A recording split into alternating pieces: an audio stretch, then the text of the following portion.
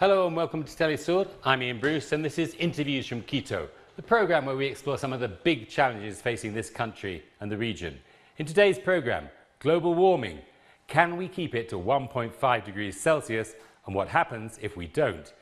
A new report from UN scientists says the world is way off that target of the Paris Agreement and warns of catastrophic consequences. So how does that look from Ecuador and Latin America? To talk about this, we're very pleased to have with us Natalie Greene, one of the country's leading environmentalists, who helped to make Ecuador the first, and so far the only country, to enshrine the rights of nature in its constitution. But first, let's take a look at this video. A UN report has confirmed that the goals of the Paris Climate Agreement are unachievable. In fact, global climate is on track for an increase of 3 to 4 degrees Celsius. An urgent transformation of world economy is required to avoid global chaos. A UN landmark report warns time is running out to avoid disaster. The Earth's surface has warmed on 1 degree Celsius, enough to lift oceans and unleash deadly storms, floods and droughts. Limiting global warming to 1.5 compared to 2 degrees would reduce the number of people exposed to climate-related risks and susceptible to poverty by up to several hundred millions by 2050. Carbon dioxide emissions would need to decline substantially before 2030 to avoid warming of more than 1.5 degrees C in the middle of the 21st century, followed by large-scale carbon dioxide removal. Natalia, thank you very much for being with us. Now, we've had a whole series of reports in recent years from this panel of scientists from the Intergovernmental Panel on Climate Change of the UN. They all make quite grim reading. So let's start by saying, what exactly is new in this new report? Well, thank you so much for giving me the opportunity to talk here. Climate change is a very fascinating topic because it's an issue that we all need to solve it. It's not something that a little government is gonna solve. It's something that it requires everybody's attention. And the IPCC is a panel, the Intergovernmental Panel, that gathers the most important scientists all over the world. And unfortunately, every time they give us a report, they always fail, in the sense that each year we realize that what they said was very conservative, and what ends up happening is much worse. So what's new in this report? October 6th was the date that was in this report. This new report was launched. This was something that it was asked to the IPCC after the Paris Agreement. It was something that was asked to figure out what was the difference between the 1.5 degrees and the 2 degrees Celsius regarding what's really going to happen and what's going to happen with species and everything. What's new in this report? Well, not a lot, in the sense that we know that we're in a crisis, we're in an environmental crisis and we need to do something to solve it. Something that really got my attention is that the Paris Agreement always said that we want to aim for the 2 degrees and hopefully for the 1.5 degrees. And this report is already giving us a date. So it's saying if we keep on doing what we're doing, we're reaching the 1.5 degrees from 2030, and if we do a little bit from 2052. And we're gonna definitely overpass that limit. And that by the end of the century, if we go on as we are, we could be 3 or 4%. Well, 3 or 4 degrees. Right? There are some studies that show that if we don't do anything until 2100, we could reach even 7 degrees. So it's a range from like 3 to 7, but that means, you know, we're in a really chaos. We're in a mess, and we need to do something to solve it. So what this report is interesting is that it's saying, for example, that it's going to impact more something that we already knew, the Arctic regions, for example, that is going to impact biodiversity. It gives you sort of like an estimate if it's highly probable or low, if it's highly probable or not that an event is going to happen. So it's giving you those probabilities, but it's pretty much telling you what we know. And what we know is that even though the countries came together in Paris and they signed the Paris Agreement and everybody signed the INDCs, and they now have the NDCs that are the national determined contributions, with that, that's not going to be enough. We're definitely going to overpass the 1.5 degrees, we're going to overpass the 2 degrees, and we need to do something fast. But is that aspect new? Because it says very clearly, doesn't it, that the countries that signed up to Paris are way, way short of meeting even their own targets. Yeah, That's not new. We knew that. I remember The Economist launched a report, I think it was 2 years ago, already saying that we have a big gap in what we want to achieve and what we're aiming to achieve with the INDC. So that's not new. Something that I found that was new and that was interesting was this idea of the net zero carbon dioxide.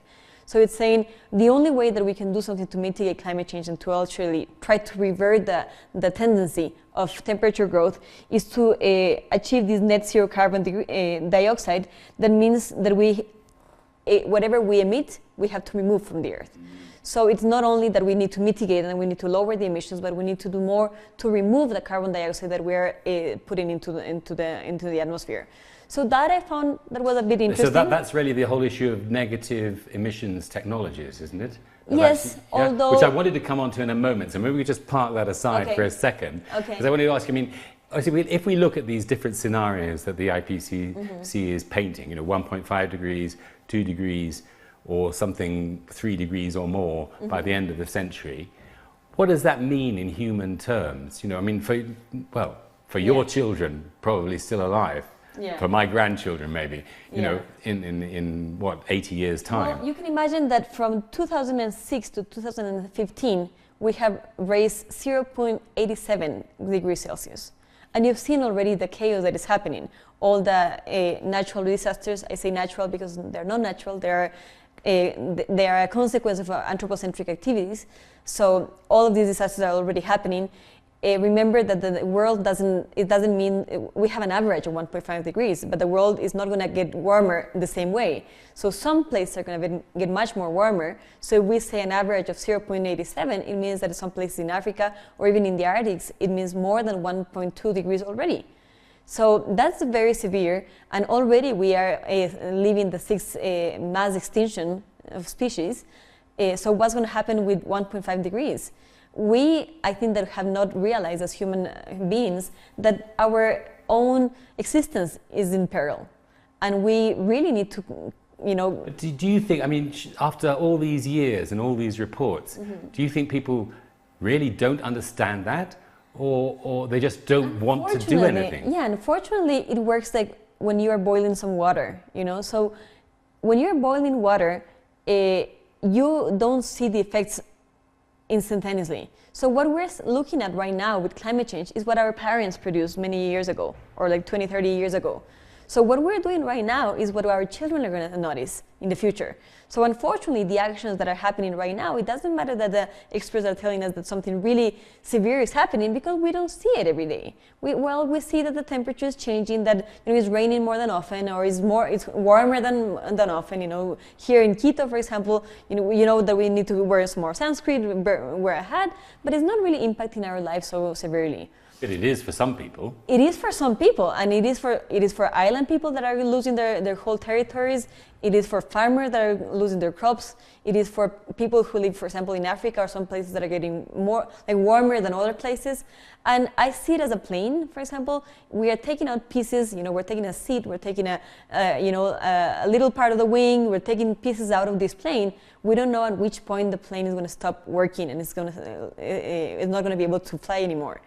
So that's what we're doing. We don't see the big effect because it hasn't had such an impact that everybody realizes that it's a chaos.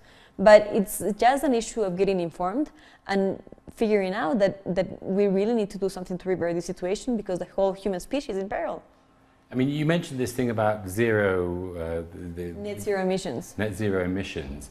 And if I understand that correctly, one of the possibly new things, well, I don't know how new it is, but it was new to me anyway when I was looking at the summary of this report, is this idea of actually overshooting the 2 degrees. So there's a sort of now introduced an idea, well, maybe we won't quite be able to get there, on time. So we'll go kind of beyond 2 degrees, and then we'll have all these wonderful new technologies coming in, which are going to suck carbon dioxide out of the atmosphere, and will bring the temperature back down towards the end of the century. I mean, how do you see that? Well, I see that, as one of those myths that we need to break.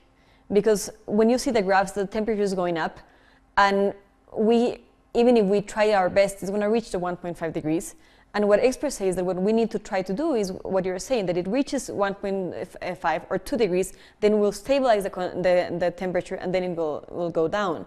But I don't think that's going to happen with technology.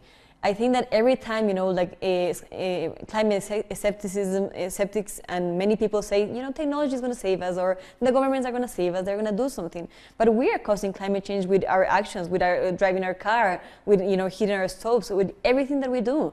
So it's really an action that is a collective action to try to do something. And I really don't trust technology in the sense that... Why not? Because we're not going to the source of the problem. It's not enough. People are saying that some people are even thinking of going to Mars to live because they've realized that the Earth is not going to survive, and some people are trusting that this technology of shooting into the clouds or something is going to save us. But first of all, that's not enough, and second of all, it's still in our hands because it's not a problem. I think that with climate change, we've gone into this issue of talking about carbon dioxide. That is something so unreal. We cannot touch carbon dioxide, but we can touch the oil that we put in our cars. So the thing is that technology, or this idea that technology is going to save us, sort of tells us that there's a big being or an administration or a government that is going to come and save us, when we are causing a problem with driving our cars again. But just take a specific example. I mean, one of the main technologies seems to be this sort of capture and storage. There are various different versions of it. Yeah. One, I believe, now using biofuels, supposedly producing biofuels, which will then, just give it, but maybe our audience don't know much about this. So just give us a quick idea of what the proposal is here with this capture and storage, and what you think. There are many proposals because there are many things happening with technology. One of them is like shooting into the clouds, so it will rain more. Another one is this capturing of CO2. They have, for example, even some projects of tech forests that will capture carbon dioxide. But what we really don't know, and that's why I was mentioning the idea of rights of nature, because nature is much more efficient than what we'll ever be. So our forests are much more efficient than any technology that's going to come. So the best thing that we can do is protect our forests, stop deforestation, instead of trying to do something to capture CO2. Our oceans and our forests are much more effective than what we are. So why don't we do something to protect those? That's just. I'm going to give you an example of New Orleans that was very impacted me a lot. When they were doing doing the mangroves, they were building all this technology for drilling oil. They pretty much cleared all the. It's not the mangroves; it's the wetlands of New Orleans. And to replace the wetlands, they made these huge walls of concrete that cost millions of dollars, thinking that that will be able to stop the hurricanes. And then Katrina came and it destroyed New Orleans, And it showed that it doesn't matter how much money you put into technology or human solutions, capital solutions will never replace natural solutions. That's a really important distinction, isn't it? And I think by and large, of course, there are a whole gamut of opinions in Latin America, but the environmental movement in Latin America seems to be not very, has little trust in these sort of techno fixes, basically, and has a different alternative, which is about a different relationship with nature. It's a different relationship with nature. It's understanding that we are part of nature, that we need to change our relationship, and it's not only an issue that oil, burning fossil fuels is bringing on climate change into the world, but also there are communities, real communities living in the rainforest who are living the consequences of that oil drilling. So it's a whole, this whole system that is wrong. So if we want to perpetuate that system and say, don't touch my life, I like to keep on living, this life of I'm just closing my eyes. I want to live wealthy, keep on consuming. I'm not going to understand what's happening in the world, and then I'm going to earn enough money to make this technology to save the world. That's unreal. That's insensitive even with all of those people that are right now already living the consequences of that system, of those people who do not want to change their lifestyle, because it's only an issue of changing the lifestyle. Okay, but let's be more specific. Changing lifestyle is a bit general. What concretely must we do? I do believe in the change of system. So it's an issue of changing capitalism, in changing a system of infinite accumulation, changing a system where governments, for example, if you see elections, they're always telling you, I'm going to develop the country. Development, money, growth. Why are we thinking of an infinite growth in a finite planet where we have finite resources? We need to change this system So it's not an issue of continuing this accumulation of capital and things and resources and plastic, because the planet is not going to be able to tolerate this. Remember that it's not an issue only of climate change. We have really overpassed and overshoot many of the planet limits, as you know, the Stockholm Research Institute shows us. That we have overshoot the limit of nitrogen, for example, in our soil, with all the fertilizers that we're using for our food. We have, of course, have an overshoot with carbon dioxide. We have an overshoot regarding biodiversity, because we've reached the limit where biodiversity cannot really adapt to this weather, so it's dying and it's changing. The report actually gives us a rate, and it says that half of the geographical climates are going to be changed so dramatically that the species are not going to be able to live in those areas any longer.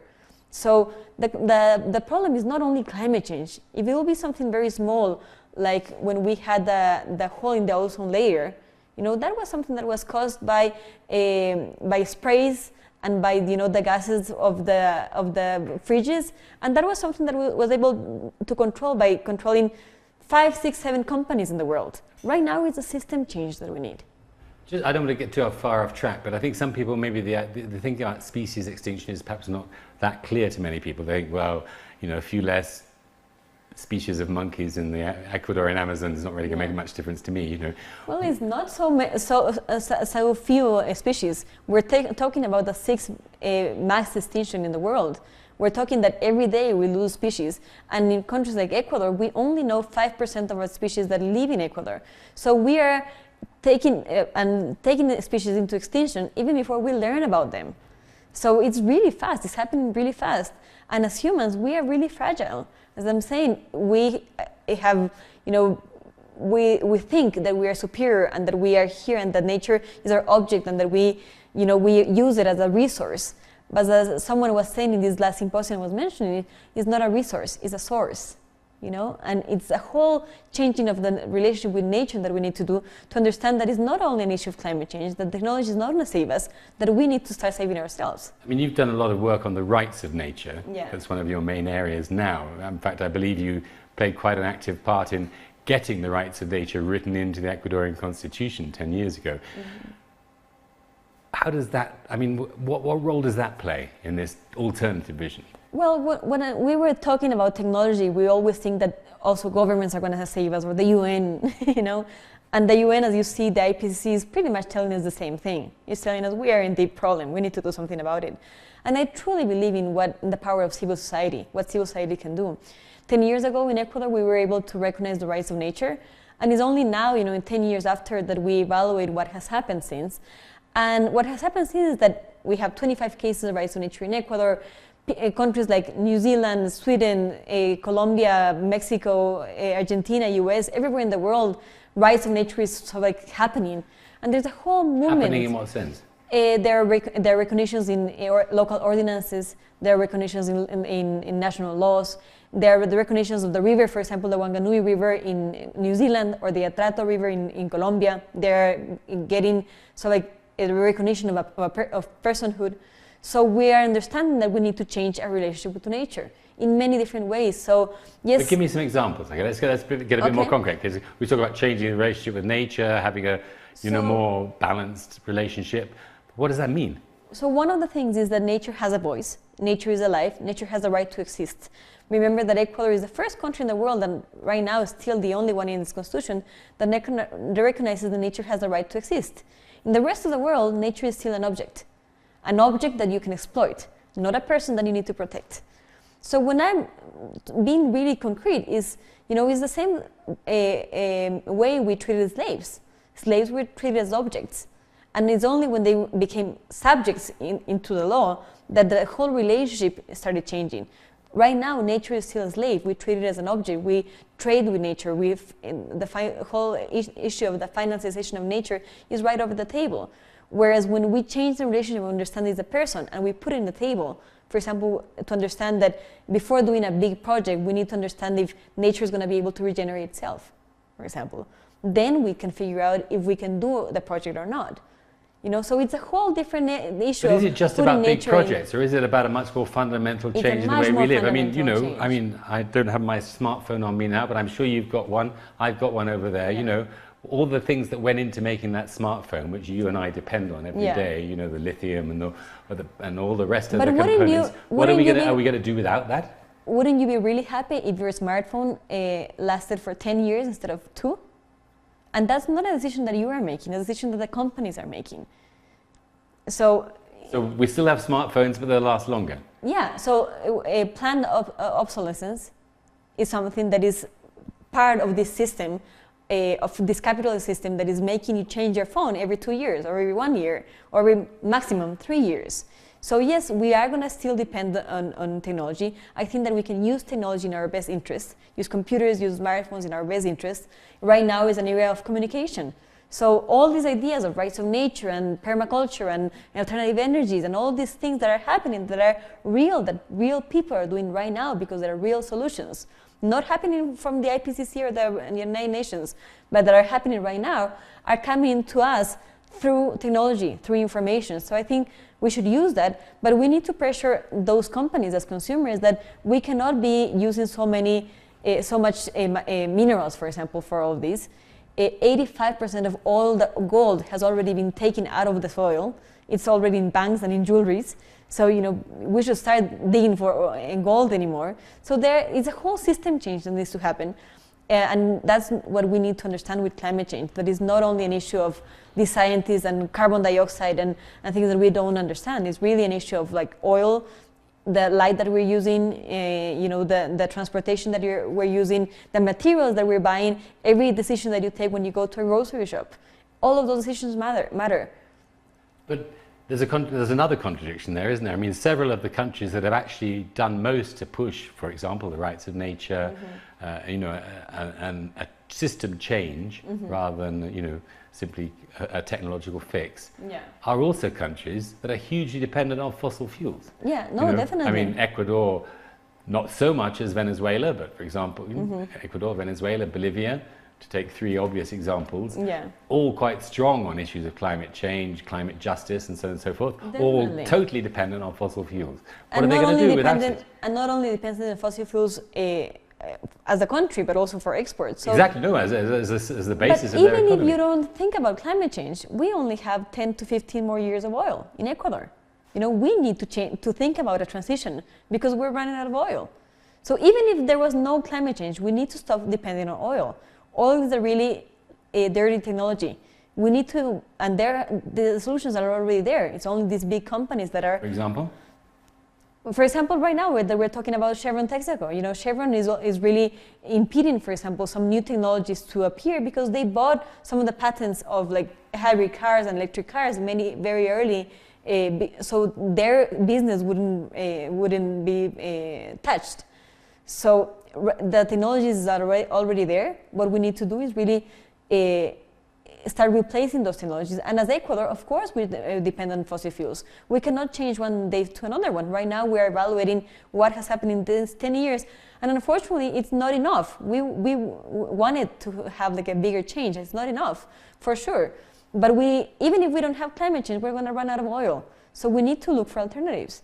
And our biodiversity, for example, is one of those alternatives. Tourism is an alternative. Renewable energies is an alternative. And we need to dig into those alternatives for sure. But just take tourism, for example. You know, that, you know, ecotourism. You know, nice lodges in the Amazon. You know, but you have tourists flying a long distance from rich countries. You know, consuming vast amounts. And it's an issue of also working with like plane companies, for example, to talk about their fuel. Jet fuel, for example, is one of the most polluting fossil fuels. So we need to do a lot. And it's not the only solution. There's a lot of like local tourism that it can happen, international tourism as well. But you sound very skeptic about our alternatives. But I'm telling you, they are here and people are doing it. We just need to scale them up. Okay, so all right, they exist. How do you scale them up? First of all, it's an issue of technology and information. Using technology to share that information. They exist. They're happening. Our communities are living a different model and a different relation with nature. We need to be able to show that. to scale that up, most of the population in the world is focused in cities. We need to change how we live in cities. You know, I was going to say, because, you know, again, it's kind of easy enough to imagine a sort of different, more harmonious relationship in a rural community in a relatively sparsely populated area. But how do you do that in Sao Paulo or Mexico City? Well, we don't go so far. What do we do in Quito when we have a river, Machangara River, that is a completely polluted river? Okay, let's go to the sources. Which companies are polluting the river? How do we put more controls into that? We're talking about like ordinances to stop plastic into the city. Okay, let's go do that. You know, there's so many things that you can do in the city, like recycling, conscious education. You can, here in Quito, you have spectacle bears right in Pichincha. So there are so many things that you can do of connecting people to nature. First of all, so people will understand and get to know nature. Do you think there's a problem, or partially a problem, amongst the left in Latin America on these questions? And I'm just thinking, you often hear the argument, not just in Latin America, in many parts of the South, essentially, you know, well, you know, this isn't our problem. We didn't make this mess. Definitely. It wasn't our fault. And there's not much we can do to mend it. You know, we'll just wait for, you know, a big green fund to come along and help us adapt to the damage that you lot have done. Unfortunately, that is a lot of the discourse, and there's all of the carbon debt, saying, you know, countries in the north use all the carbon that they could. They already put in the atmosphere. We need our quota so we can develop. But develop where? You know, the issue of climate change is a little part. You know, we are in a deep mess. That's obvious. You know, temperatures rising, sea levels are rising. You know, the temperature, the polars are melting. We need to do something urgently. But it's not an issue. We're in the same boat. It's not an issue of like only the north, and we keep on developing. Developing where? You know, are we going to mimic the same model development of the north? It's about what kind of development? It's what kind of development? It's like we cannot mimic the same model that brought us to this chaos. That is the model of the north. So it's not an issue of you guys of the north did your stuff, you save us, while we here continue trying to grow and develop and in that the sense, same in terms way. of a different model of development, it's actually possibly easier, or you're perhaps better positioned to give a lead on that than because some we highly are industrialized countries. Exactly, we are not so far in the sense into the mess. Into the mess, exactly. We right now, for example, in Ecuador, can still change because we're not so dependent. I can't even here in Quito, if the lights go off, you know, you still survive. Remember the mess of what happened to blackout in New York. You know, people in the U.S. or in places in the north don't know what to do anymore without technology. And it's not an issue of technology. We love technology, but it's an issue of like how you relate to nature again. How can you reconcile that relationship? It's very important, and I think that we can do that in places like Latin America. I think that we still have that hope, and that's why we can lead the way.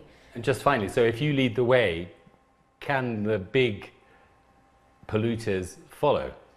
Well, I don't think the big countries will follow. Remember that right now the companies have more of a share in this decision than the countries themselves, because they have more money, resource, and power. Like Tesla, you know, they have more power than many countries together. But they can lead the way in the sense that people are really pushing for a change. So I think that China and China and the US are going to be the last to lead. But if we can change enough countries and if we can change enough people within those countries, then a change can happen. And that's why I really truly believe in the power of civil society. Or I want to believe, because I have really young children and I don't want them to see the mess that the IPCC report is showing us. Natalia, that's a great point to end on, and we've come to the end of our time anyway. Thank you so much. We've been talking to Natalia Greene, environmentalist here in Ecuador, about the latest report from the IPCC and what it means for all of us. This is Interviews from Quito. I'm Ian Bruce. Until next time.